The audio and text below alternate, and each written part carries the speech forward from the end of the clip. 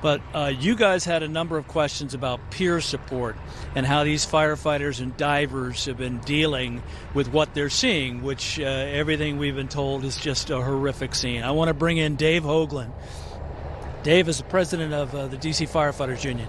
Dave, tell us a little bit more about peer support. You've been going around talking with your members. How do you deal with that? How does that work?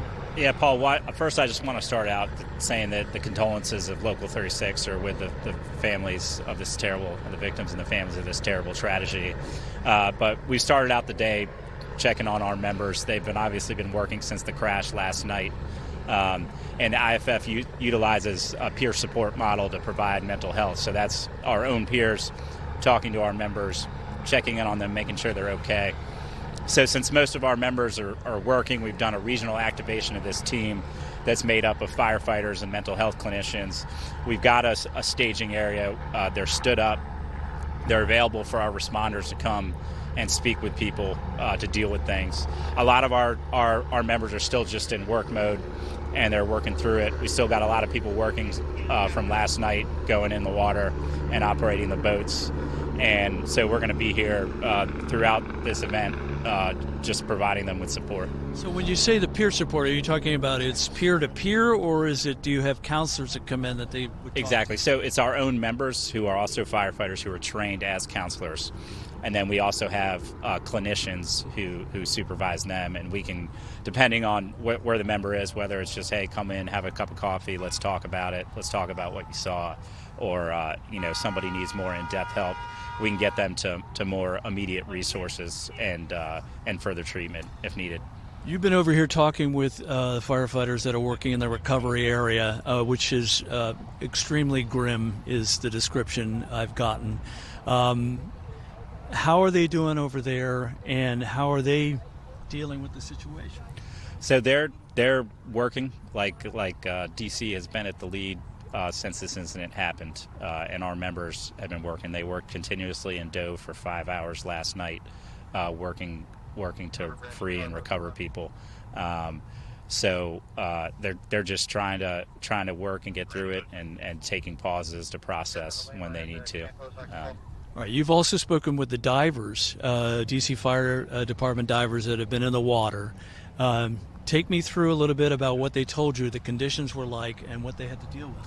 Yeah, so we know that this is just absolutely frigid conditions that have been out here. We had a little bit of a warmer day yesterday, but we've got the most ice that we've seen in our waterways in years.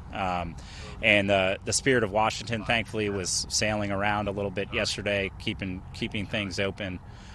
So, they got the call. The call came in. There's a direct line from the airport to the fireboat, and the line rang. They normally get calls for aircraft in distress.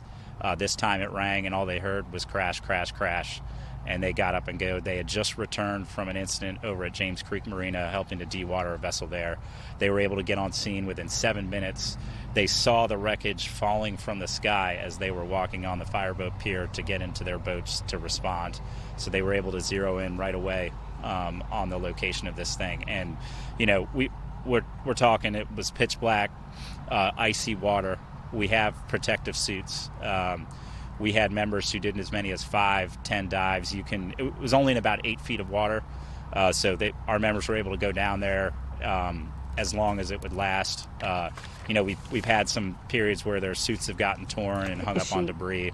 We're working on switching out PPE because it's all covered in jet fuel, and making sure everybody's got the equipment they need, but they're continuing to work tirelessly and professionally. Yeah, I didn't think about that. They're swimming through jet fuel in the middle of the night and under very difficult circumstances. Dave, thank you so much. We really appreciate it. I'm going to keep Dave here in case you guys back at the studio have any questions for him. Otherwise, I can just tell you that the recovery continues here down here at the helipad.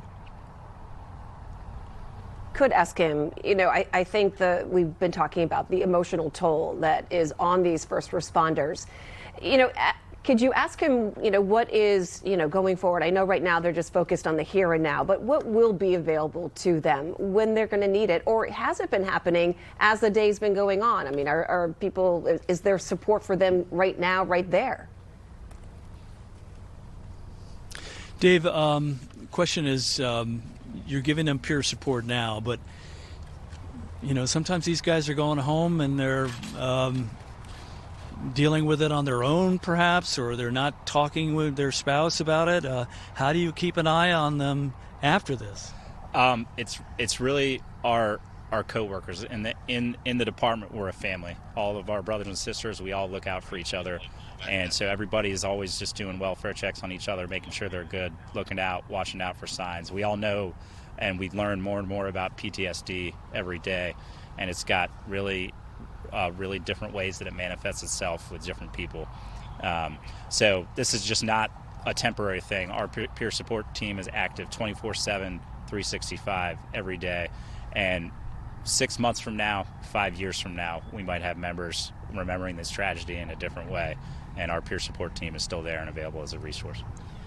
And I can tell you, I interviewed Chief Donnelly last week when we did the story on Rob Heaney, who was a firefighter, died in the line of duty, had bladder cancer, and I asked the chief about mental health, and he said that they're concentrating heavily on that, and that they've learned over time that it's very important to have that aspect of help for firefighters because they see some really horrific things. And believe me, from some of the descriptions I've heard here today about what firefighters are seeing here at the recovery zone and out at the crash site, they're going to need some help. Hey Paul, it's Ted Oberg. I wonder firstly if you could thank David and all of his members for the work they're doing, but also ask how important is it for his members to do this? I think you and I talked about that about an hour ago, but I wonder from David's perspective, how important and how honorable is the work that these firefighters are doing this afternoon? Dave, Ted Oberg is asking, how important is it for the firefighters to do this job, to carry through and do what they're doing today? I mean, they take great pride in what they're doing, but it's important for them to do this awful job they have to do. Yeah, I think it we come out here and we come to work every day just wanting to help people. So we want to see that task through to completion. So we're going to stick and we're going to persevere. We're going to continue to have regular relief cycles and switch out, make sure members are getting good rest break. But we've got people who were out here last night who are still working hard. But I think it's more of also that these firefighters have families of their own. They see this tragedy. They want to make sure that the families, the remains that they're recovering, the bodies that they're recovering, that the families of those casualties get the answers that they deserve. I guess that's what we're kind of getting at. Yeah, no, definitely. They're working really hard, and they're treating every person that comes in with grace and respect as they go through this. And you're exactly right. We all think about our own families in this time, and we want to provide support out there to people who are suffering. And there is really a dignified transfer here because we're in a position where we cannot see those transfers. It's happening behind a building down there, so our cameras can't see it. We're not going to try and see it. And when they do bring remains here, they're putting up a tarp as they're moving the remains, so we can't see that either. So it's all with compassion. And I'll tell you what, it is incredible work that they are doing. We know it's got to be incredibly hard on